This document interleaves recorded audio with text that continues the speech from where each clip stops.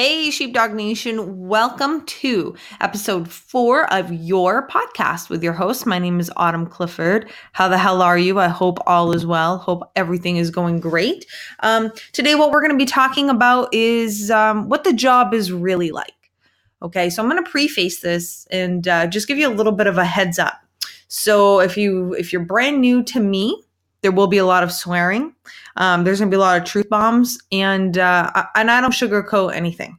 Okay, I'm not jaded. I'm not bitter about the job at all. I wouldn't be here doing what I'm doing, supporting sheepdogs, if I was bitter about the job. I was hurt while on the job. I worked the road for over 6 years. I worked 3 different agencies, and throughout my career, I got injured on duty, and I'm not able to perform those duties at this time. I'm still honestly really working on getting my back in shape. But anyways, so what I've done is I'm marrying a police officer. We have a canine.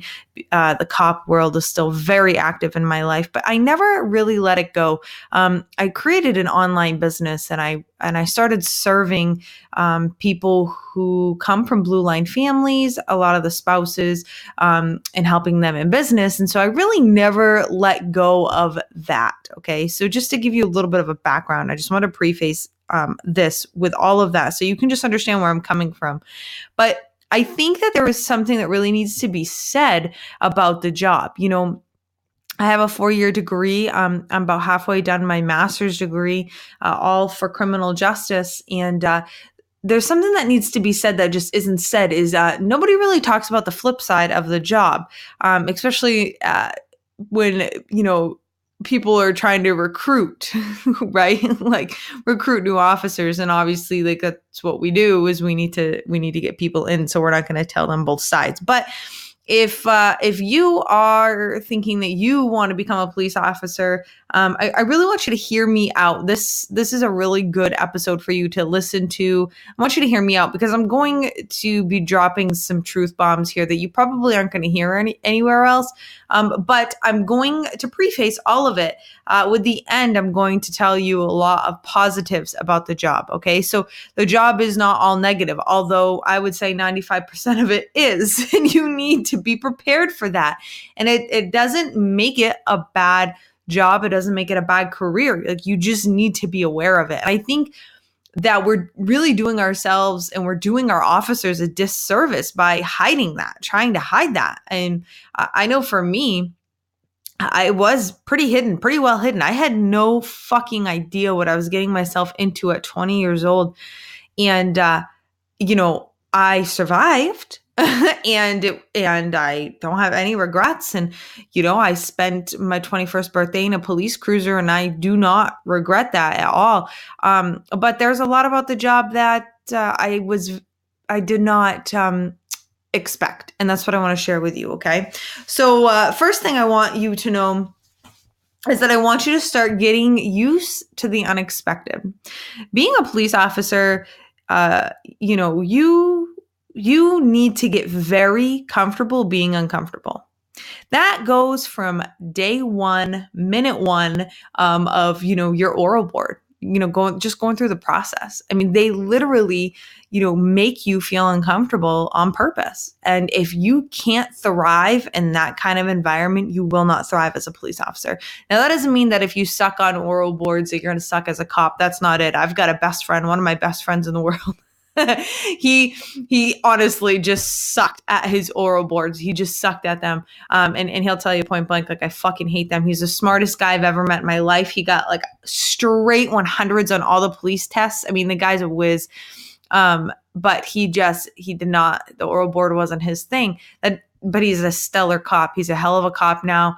But for that situation, it wasn't his thing. So I'm just telling you that if, don't get intimidated or don't get upset after you listen to this and think, oh man, like I can't get through the oral board. I must not be able to be a cop. Like, no, that's not it.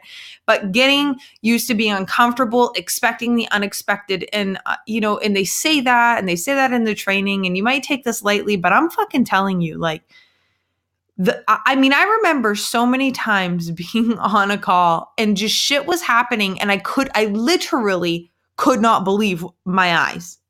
I'm like, wait a minute, is this really fucking happening right now? Like, no, I can't even get over this. Like, this is really fucking happening. And that, see, when I was a rookie, that delay was dangerous.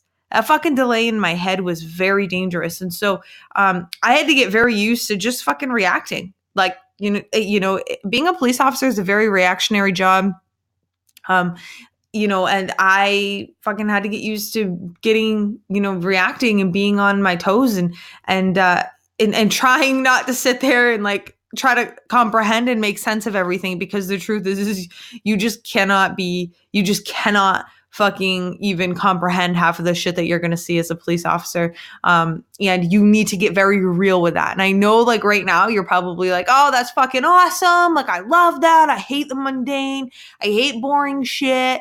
And good, because you fucking better be ready for it. And I mean, you better be ready for some shit that you couldn't even think up, because that's what's going to happen. And I promise.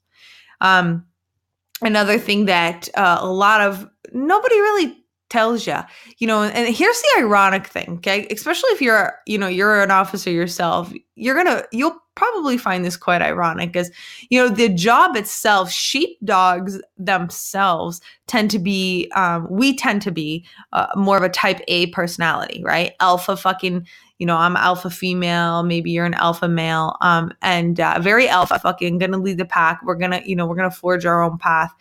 But here's what's interesting. If you're going into law enforcement and if you're in the military, then you know this, or you're thinking about going into the military, but I can speak only specifically for law enforcement. Your ass better be fucking used or be able to be told what to do. Like, you've got to be able to take direction and do not question it. And I can tell you that was probably the absolute hardest thing for me. I actually just had a conversation with an old chief of mine. And we were just chatting about things, and he's retired now. And he was like, Autumn, that was always, what your one thing. When you agree, you did not like to be told what to do. And I looked at him and I said, Chief, you're absolutely fucking right. Like, I do not like to be told what to do. That was a very difficult thing. Now, when you're a rookie, first 3 years in, like, you like that. Like, probably the first, like, if you're like me, it was probably your first year and a half. You were like, yep. Like, please tell me what to do. I don't know what the fuck I'm doing. But then you reach that dangerous fucking time where you don't really know what you're doing, but you think you do. You get a pretty good grasp on things. You've been doing some stuff for, about a year and a half. And you're like, fuck, nobody needs to tell me what to do. I'm the police. Like, fucking, I know what's going on. Right. And you reach that. And I don't think, a lot of officers, I don't think, ever really lose that. And it makes the career very difficult. It makes the job very difficult if you cannot take direction, if you don't like being told what to do. And again, that's really, it varies, very different departments. I know in Maine, like, our state police, they're rural patrol, counties, rural patrol. So, like, their sergeants aren't hands-on. But I know, like, city police, your sergeant's, like, right there. Like, you are being told what to do. And if your sergeant's not telling you what to do, his supervisor's telling him or whatever. And shit rolls downhill and you're gonna be told what to do. And so, if you are an alpha person right now and you're like, you fucking hate being told what to do, you better get real with it. Because that is a very taxing part of the job. And no one told me about it. I'll tell you that. And I know for, like, maybe you're like, well, that fucking makes sense. Like, hello, but does it really make sense? Like, I know paramilitary, like, it probably does, but, like, the way that I was looking at it, I was like, look, like, I'm going to go be a role model. I'm going to be a police officer. Like, I'm going to be the police. Like, no one's going to fucking tell me what to do. I'm going to be telling all these people what to do. Like, that was, like, kind of what I thought, 18, 19 years old. And little did I know, I was the one getting fucking told what to do. And so anyways, just be prepared for it. I want you to get used to being underappreciated. Now, I'm not trying to be a negative Nancy as I go through this list, but you need to understand this. Nobody fucking told me this. Oh, no, everybody loves the police. So back, like, when I was, like, 17, 18, going through college, like, we didn't have a big problem. Like our country wasn't up in arms with the police at that time. And when I was going through college, obviously every class that I took for the most part was very pro law enforcement. And I didn't really realize how underappreciated I was going to be as a cop. And, I can tell you that I could tell you stories right now. In fact, I will. As a police officer, you are there on everyone's worst day. Okay. And so let's say, I'll give you an example. I'm going to tell you this story. So when I was a police officer, I was working for a city and we got a call, about a daughter who found a suicide note for her mom and at her mom's apartment. And of course she's in hysterics and we need to get there. And her mom's not there. And her mom, nobody knows where her mom is. And she's trying to kill herself. And this is a terrible situation. And so we needed to respond. We responded and we got orders, right? And to go and find this woman. And it was just starting to snow. So it was cold and it wasn't a good situation. And so we've got 4 or 5 officers scouring the area, probably in a 2 to 3 mile radius from the house. And then we call a police canine to do a track, which, obviously that's a really good resource to have. And I found her. I found this woman and she wasn't dead yet. She was on her way. She wasn't dead yet, but because I found her and the ambulance was able to get to her, they rushed her to the hospital and they saved her life. And nobody gave a fuck. In fact, I had 2 supervisors sitting there arguing in front of me about who was going to call the chief and let them know that they found this person, this woman. And I remember, I was really rookie then. So I was rookie to that department. I was a new agency. I moved 2 hours south and I was new to that agency. And I could not believe what I was hearing. And my partner at the time, he pulled me aside and he said, listen, he goes, you're never going to hear this from anybody but me, but you saved that woman's life. And he's like, and I'll give you your own life-saving award. Here you go. I just want you to know that was hell of a job that you did. That was great police work. And I want to tell you that night stands out to me and I'll never forget that night. And I just want you to know that happened more often than not. And it's going to happen. So if you're coming into this job because you want all the acclimates and you want, to be recognized and you want to be, the police officer of the year or the trooper of the year or the, sheriff of the year, you're coming into it for the wrong reasons. And that was hard, right? Because you work your ass off and you just want to get recognized. And you don't. And, they use this word in the military, a grunt, but you kind of do grunt work all the time. On the road, you're just very underappreciated. And here's the thing is it's not just you and it's not just patrolmen. Fucking corporals are underappreciated. Sergeants are underappreciated. The whole entire staffing of a police department. And I believe police agencies as a whole, they're just so underappreciated. And I think I'm going to make a whole show based on that because it's so true, and what happens though is it kills morale. It kills your drive. It kills your motivation. And then what happens from there is it starts affecting you at home and it's going to affect everything. So if you can just hear me when I tell you, you need to go in and you need to understand you're not going to be appreciated for all the shit that you do. And, that you've got to go and find your own motivations and your own reasons why you're doing what you're doing. It's going to save you. And I wish somebody would have sat down and had that conversation with me and been listen, fucking don't be trying to go be an all-star, because no one gives a fuck. And so now when I talk to, future law enforcement, I literally tell them just that. No one gives a fuck. They don't give a fuck about you. And I know it sucks to hear, but you better get really used to hearing it because it's the truth. And I don't mean it as far as don't take that the wrong way. Okay. Like, don't be like, oh my God, she's such a bitch. No, like you need to have that mindset. Like it's all set. Like I don't need you to tell me I'm doing a good job. I don't need you to fucking pat me on the ass every time I do something good. Like you need to have that mindset so that when it actually happens, you're like, fuck, that's awesome. Like, thank you. Wow. Super appreciative. Okay. The next thing I want to tell you is that you need to stay in shape physically, mentally, and emotionally. And here's the kicker. You're not going to want to. First 3 to 5 years, yeah, you're going to want to. You're fucking motivated. You're dedicated. You know, you're a stud, right? Yeah, fuck yeah. You're the police, right?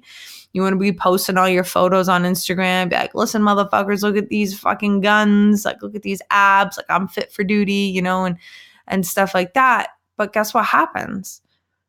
7 years on, 10 years on the job, like fucking life happens. You have kids, you have a family, you're fucking working overtime to support everything. Cause like, let's be real, cops don't make that much money. And I mean, shit's going on and you're just busy. So you put yourself last. And you are not keeping up with the things that you used to do. You're not going to the gym and you're not keeping up with Academy PT standards. You're not reading the books that you used to read. You're not listening to the podcasts.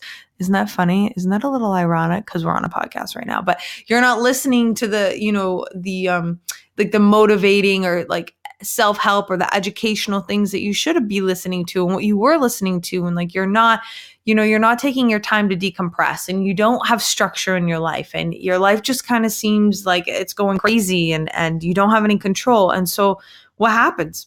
Your life starts spiraling out of control. This is bad. And this is common. Oh my fuck, is this common in police world as a sheepdog? It just is. And then what happens? We start to drink in. We're going to drink and we're going to fucking, drink away our sorrows and we're going to numb ourselves and we're going to, numb the pain because we're not emotionally up to speed. We're not emotionally in shape and we just can't take everything that's going on. And you got passed up for promotions and just all this shit. And it's just eating away at you.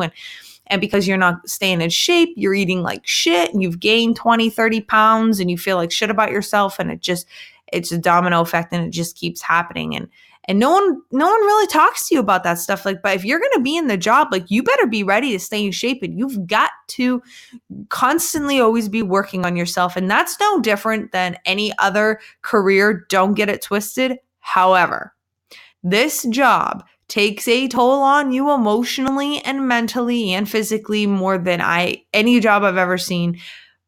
I'm also biased because I'm a prior police officer. Okay. So, but I can tell you, day in and day out, being, everyone's shoulder to lean on when you're going to everyone's worst days for 10, 15, 20 years. And I mean, who's there on your worst days, right? Like you don't even know what to say. Like you don't even know what to do. And because you're not keeping, yourself in good shape, mentally, physically, or emotionally, shit starts going downhill. And so don't let that be you. There's a ton of resources. You staying here, listening to this podcast, staying here, hanging out with me, getting on my Instagram, really staying involved in the Sheepdog Nation. It's going to help you staying in shape. That's why I post every day. I'm kind of going to go off on like a little rant for a moment, but like, here's what I want you to know. I do not have 6-pack abs. I do not eat clean. I'm not one of these fucking, chicken, rice, and vegetable girls every day. I'm not a bodybuilder. I'm not. I am your fucking typical average fucking female who, if I don't work out and I don't fucking watch what I eat, I'll get fat. Like that is me. That's who I am. Okay. And so I post every day when I'm at the gym and I'm showing you guys, like I'm doing that to show you, like I've got to, even me after the job. Okay. I have to stay in shape physically. I am always showing you guys the books that I'm reading and showing you my personal development because I want you to know that even though I'm not in the job anymore, like I'm still doing this, like, because I created a routine for myself, 7 or 8 years ago when I first got on the job and I'm not going to let that go away. And that's why I've been able to accomplish the shit that I've been able to accomplish. In my short amount of time of being a police officer, I accomplished a lot of things. And because I got injured, I didn't let that stop me. And I accomplished a lot of things, my professional life as, a business owner, and I'm not going to stop. And I really want to inspire you to do the exact same thing. Okay. But to just loop it back around, that's something that nobody really wants to talk about especially when they're trying to hire you. Oh, this is great. Best job in the whole world and da da da da. But nobody talks to you about this shit. And so you got to be prepared for it. So the next thing I want to chat with you about, this is kind of funny. My fiance and I, Adam, we talk about this a lot because what was cool. So I don't know if you know this, but Adam and I, we met in the police academy. And so we're police academy sweethearts. We did not begin dating until a month after the police academy because you're not allowed to. So we didn't. We're so ridiculous. Like, we are just such rule followers that, like, a month out, we actually went on our first date. But anyways, so we would have the opportunity to be able to attend a lot of the same trainings together. And we did that for a couple of years and it was amazing. But it was a trend that we noticed. Okay. So when you become a police officer, like, I believe in the brotherhood. Okay. Brother, sisterhood. I want to say raised, but like, early in my career, I worked with all veteran officers and they pounded into my head what the brotherhood was. Like, you looked out for one another, you have each other's backs, like, and that's it. And so, if that offends you, then get off this podcast right now because this is not for you. But I really fully believe in the brotherhood. Well, so you would think that fucking when you go to a trainings, right? Like, fucking, oh, it's like my brothers, my sisters, like, hey, what's up, guys? Like, it's my family. And I don't know what the fuck is wrong with us, but it just isn't like that. Cops are so awkward socially that it's ridiculous. And so, like, when you go to like a 2 or 3 day training, if nobody even starts fucking talking to each other until day 2.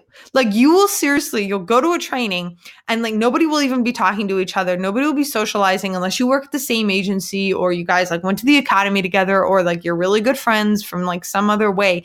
Like, you'll talk to those people, but like you won't talk to anybody else. And like, it's like silent during all breaks and like lunch is super awkward. And like, it's just so ridiculous until day 2. After day 2, like everybody got their awkwardness, like, they like decompressed from like being on shift that either like during that overnight or like the day before, like everyone's decompressed and like the second day, like they can be normal people. And it's really interesting, but it's this culture and, it's different. It's different, especially when you're like, you're a year out of the academy and you're like, fucking yeah. Like, I love like the cops. I love the Thin Blue Line. I love sheepdogs. Like, I'm going to a training. I'm going to go see all my brothers and my sisters. It's going to be awesome. And then like you sit in the training and you're like, oh my God, like, no one's even talking. Like, this is so fucking awkward. So be prepared for that. The next thing I want to tell you is that you will change. The job is going to change you. It doesn't matter whether you want to change or not. You can sit right here and say, oh, no, Autumn. Oh, no. I'm not going to change. I'm going to be the same badass motherfucker that I am right now.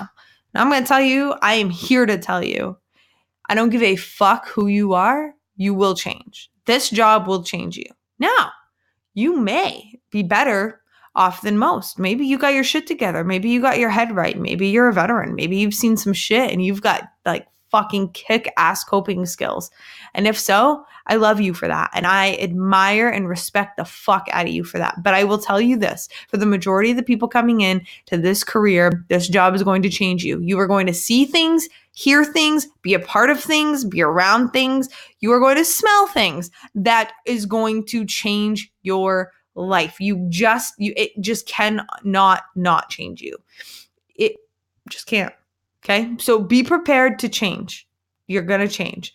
Sometimes it's for the best. Like, for me, one of the things like how I changed, like, and my friends will tell you this, like when I went from, not being a police officer to being a police officer, I became like the protector. I have a small group of girlfriends that I went to college with and none of them are cops.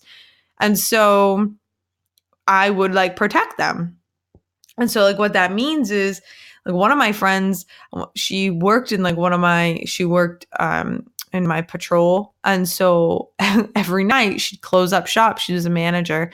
She'd close up shop And I would escort her because she'd have a bag of fucking money and no gun, no protection, no nothing. And she was closing up or 9 o'clock at night, 9, 10 o'clock. I'm working in this city. It's a dangerous city.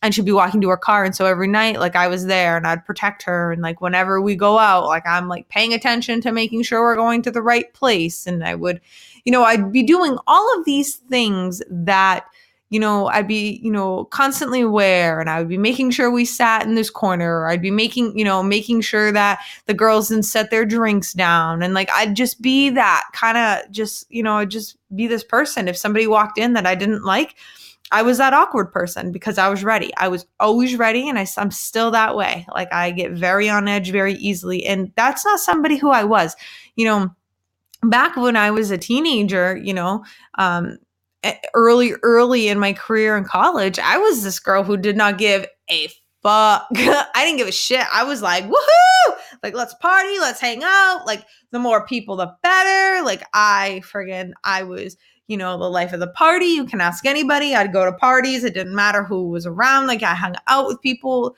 But like, then I like discovered like what reality was. And like, I discovered like that there are bad people out there, and there are bad people drugging people, and they're like bad people trying to hurt other good people. And so it just changes you. Okay. It just fucking changes you. Even in the littlest, slightest ways, you're going to change, and you need to be prepared for that. And, if you are with somebody right now, like you have a spouse, or, you can have this conversation with your family and just tell them, listen, I'm going to change. And, I really hope that you can love and support me through that, because that's something big. And again, no one talks to you about that. Just to kind of build off, you will change. You will also find yourself emotionally numb to a lot of different things, right? So like, what do I mean by that? You're going to find that your give a damn is really fucking busted. Quoting a song right there by Jody Messina. I'm a country bumpkin. Anyways, but like, side note, I'm a straight up gangster on other days too. So like, it's like one of those things. But seriously, getting back on track here, like, you will become numb. There's going to be a lot of things that you just don't give a shit about. Like, you're going to come home and like your spouse is going to be flipping out about something you like really think is dumb. And it's true. It's true. Like, you're not going to give a shit. And you're like, yeah, this is dumb. While your spouse like thinks it's the biggest thing in the whole wide world. And you're like, yeah, okay, well, I just scraped up a fucking kid, or I just scraped up this person off a road. And like, I had to go tell their parents that like their teenage son or daughter has just been fucking killed. Like, that's a big deal. So like, you freaking out because you fucking broke your favorite, I don't know, light, like lamp. Like, that means nothing to me. And I know as a cop, you're like, yep, that's the truth. And as an outsider, you're like, yeah, obviously. But you need to understand that like, you're still human, and your relationships that you are still human. And like, they need that. They need that interaction. They need that support from you, and they need you to be emotionally there. So you're going to want to make sure that you can pay attention to when you're becoming numb, and so that you can not be numb. Does that make sense?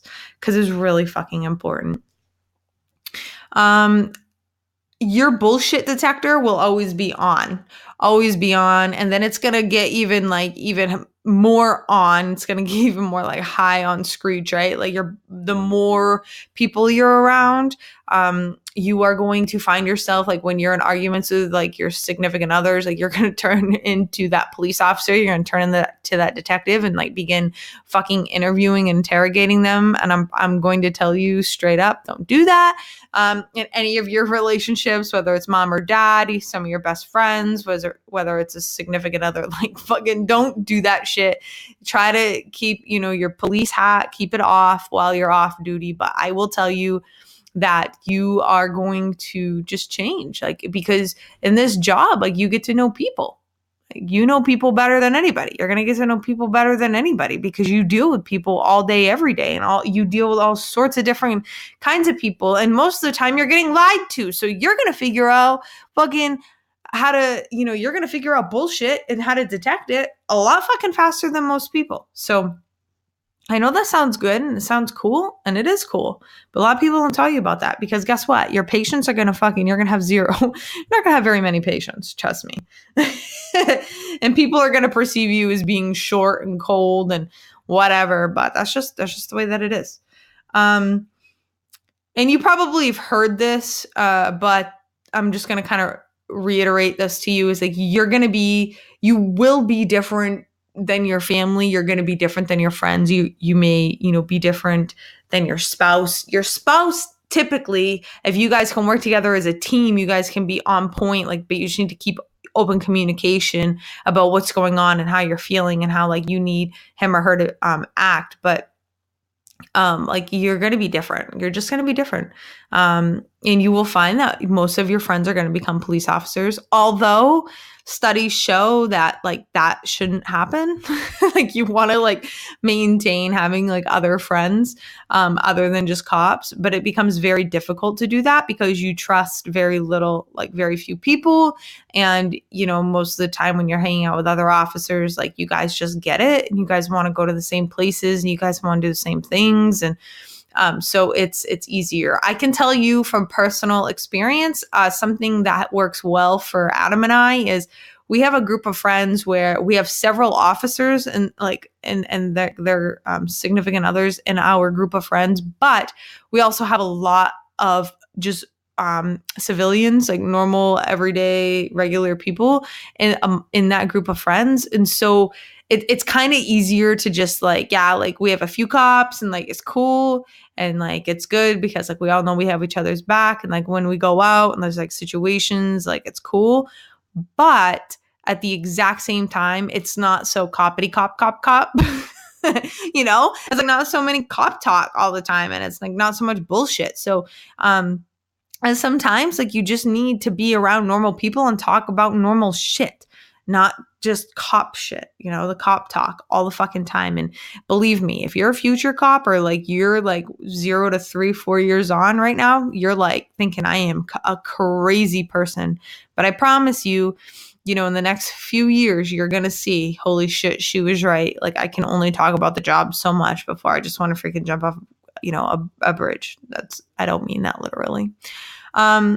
But so I've talked to you today a lot about things that people aren't going to talk with you about. They're not going to mention, but they're very big realities. But I also, there were a lot of them weren't as positive, but I do kind of want to go over, before I let you go, I want to talk to you a little bit about the positive aspects of the job. Okay. Make no mistake.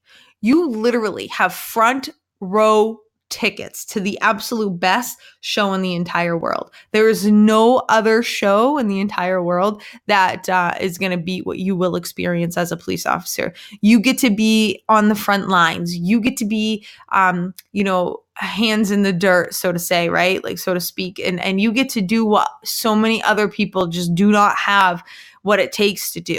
Okay. And for that, I admire you. I respect you. I have so much love for you. And if you want to be that kind of person, I have a lot of, respect and love for you too. There's a lot of responsibility that comes with that. You do need to know that you're going to be living in a fishbowl. Everyone is going to be watching you, whether you are on duty or off duty. Everyone's going to know where you live. Everyone's going to know what you do. Your personal life is no longer your personal life. And you do need to know those things. You need to know that you are going to live a life like no other. Like, your life is going to become very different, and there's nothing wrong with any of this. Like, this is awesome. This is all the reasons why I wanted to be a cop, right? And understand that you have a real fucking opportunity here, okay, to change lives. You literally, every fucking second that you're a cop and every second that you're actually doing something, you are going to be affecting someone's life, whether it's writing that speeding ticket because this person just speeds all the time, doesn't pay attention, and or you've seen one day you really feel like it's going to get into a crash and kill somebody else. Like, you just changed their life. Like, maybe now by giving them that speeding ticket, they're going to slow the fuck down. Maybe by just giving a shit about somebody, what you see walk their streets day after day, like maybe giving a shit about them and just talking with them. And, like, maybe that's going to help them to, get the job that they, or not be homeless, or not, not stay jobless, like, or help them with their addictions. Like, you literally are going to be able to help people in capacities and in ways that most people just simply cannot even imagine. And, it's one of the best feelings in the world. It truly is. There's so much good about this job, to serve and protect, literally to be, to be the ones who are out there while everybody else is sleeping, to be the ones sacrificing your holidays, sacrificing, your time spent with your loved ones to go and fight crime. Like, you are special. You're a sheepdog. And there's very few and like, if we like scale up, right? Like in the big scheme of things, there's very few people, very few sheepdogs in this world, and you're one of them. And for that, I commend you. And that is why you're here. That's why you're at Sheepdog Nation. And if you are not yet a police officer, fuck yeah, right? Like, that's all what I could say to you. It's like, fuck yeah, go and get it, And but if you are a cop, you've listened to all this, you probably knew all of it. And, I commend you now for being who you are and doing what you do and fucking surviving. You're a badass, and I have a lot of love for you. So I hope that this has helped you. I hope that this maybe has reminded you of some stuff. Maybe you can take something back. Hope you learned something. Hopefully you can take something back maybe and help somebody else. If maybe you're talking to, people who want to be police officers, maybe it can help your spouse. Maybe it can just help you in your personal life or your professional life. Maybe it can, kind of take you back and help you to remember the reasons why you got in the job, right? Anyways, that's what I have for you today. It's been a really good episode. I'm really happy that if you made it to the end, you are a fucking star. And thank you. And I cannot wait to see you or be in your phone, headphones, or your car the next time you listen to my next episode. All right. If you are not following me on Instagram, I'm known as at the Lady Sheepdog on Instagram. Please email me, DM me, whatever you need to do. Get in contact with me if you have any questions. If you want me to talk about something on the podcast, if there's something that I'm not saying, if you have questions, let me know, because I'm going to be doing monthly Q&As. So it's going to be your opportunity to chime in and kind of take control over this. Okay. All right. As always, Sheepdog Nation, I got your 6. I'll talk to you soon.